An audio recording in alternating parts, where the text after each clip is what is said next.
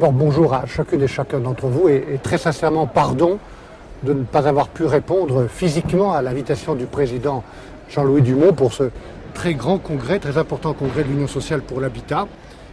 J'ai un déplacement officiel dans un autre pays de l'Union européenne et franchement, je ne pouvais pas être là, mais je suis heureux de pouvoir vous dire ce que je pense, ce que je fais à travers cette caméra.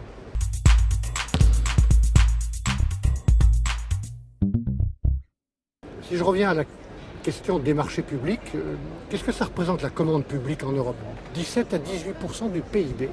C'est donc sur le plan de l'économie, j'y reviens, quelque chose de très important. Il faut dynamiser la commande publique. J'ai de ce point de vue-là une expérience que je n'oublie pas aujourd'hui comme commissaire européen, celle d'avoir présidé un conseil général pendant 17 ans. Et j'ai vu, moi, sur le terrain, comment les marchés publics encadrés par des règles européennes étaient trop compliqués, dissuasifs, notamment pour les petites et moyennes entreprises. J'ai vu comment, dans un domaine que j'avais traité comme ministre de l'Environnement dans la loi de février 1995, les concessions qui ont un cadre en France n'en ont pas dans beaucoup d'autres pays européens. Comme commissaire au marché intérieur, mon devoir était, de simplifier les règles européennes de marché public, de les qualifier, permettre à des pouvoirs adjudicateurs de donner la prime au mieux-disant sur le plan social, sur le plan de la protection de l'environnement, sur le plan de l'innovation. Voilà pour les marchés publics. Et s'agissant des concessions, de créer un cadre minimal qui soit le même pour une concurrence équitable et juste dans le marché intérieur.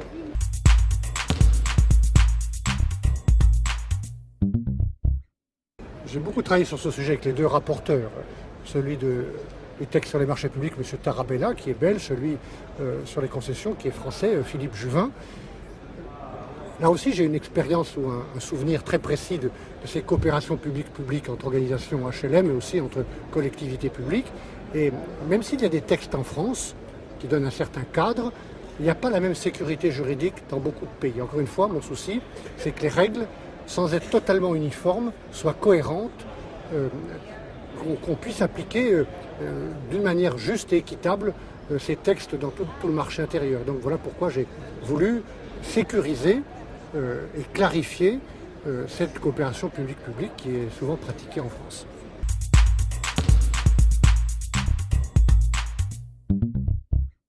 Ces modifications, elles sont dues au travail commun entre le Parlement, les ministres, la Commission, qui a apporté son appui technique. Oui, je pense qu'on a, y compris par rapport aux règles françaises qui existaient, clarifié et consolidé. Par exemple, dans la coopération publique-publique, le fait que les transferts de compétences entre pouvoirs adjudicateurs, ce n'est pas l'affaire de Bruxelles. C'était une demande très précise de l'Association des maires de France que de clarifier que c'était l'affaire de l'organisation interne de chaque État membre. Par exemple, la capacité pour une entité publique d'aller sur le marché libre à hauteur de 20%, c'est aussi une clarification qu'on a apportée.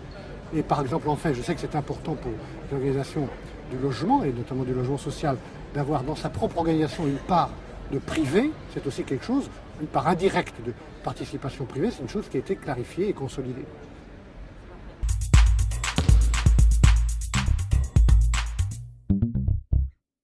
Le Parlement nous a beaucoup aidés, et comme souvent, à améliorer les textes, à les préciser. Moi, je crois beaucoup à ce processus démocratique, même s'il prend beaucoup de temps. Et s'agissant de ce que j'appelle la qualification des marchés publics, la sécurité juridique que l'on doit avoir quand on est président d'un organisme public, quand on est maire, président d'un département, président d'une région, de pouvoir choisir, moi je l'ai souvent fait, de donner la priorité dans l'attribution des marchés à une entreprise qui, par exemple, est en circuit court ou qui fait de l'insertion sociale avec des personnes handicapées, des CAT, ou qui, un marché public qui favorise l'environnement dans des travaux publics. Il y a plein de sujets où l'on peut choisir d'un côté de favoriser l'environnement ou de ne pas le favoriser selon le choix qu'on fait dans des matériaux ou dans des processus de construction. Et puis l'innovation. Voilà. Donc j'ai voulu donner une sécurité. Le Parlement nous a beaucoup aidés pour améliorer et préciser les choses.